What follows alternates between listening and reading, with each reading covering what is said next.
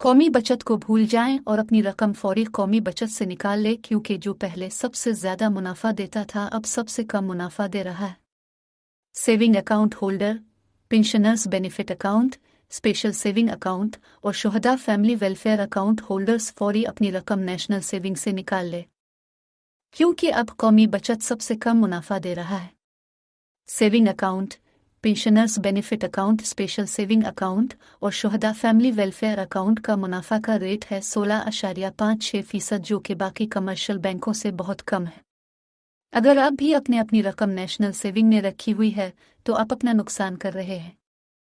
अब सवाल ये पैदा होता है कि कौन सा बैंक सबसे ज्यादा मुनाफा दे रहा है, किस बैंक से माहाना मुनाफा मिल सकता है जो कौमी बचत से भी ज्यादा हो। अगर आप अपनी रकम नेशनल बैंक ऑफ पाकिस्तान के PLS सेविंग अकाउंट में जमा करवाने तो आपको 18.5% के हिसाब से मुनाफा मिलेगा, जो कि कौमी बचत से 2% ज्यादा है। अगर आपको माहाना मुनाफा चाहिए तो NBP इजाफी मुनाफा अकाउंट ओपन करवाएं। इसमें आपको 19% मुनाफा दिया जाएगा, जो कि कौमी बचत से 2.5% ज्यादा है। और ये दोनों अकाउंट तमाम पाकिस्तानी शहरी ओपन करवा सकते हैं।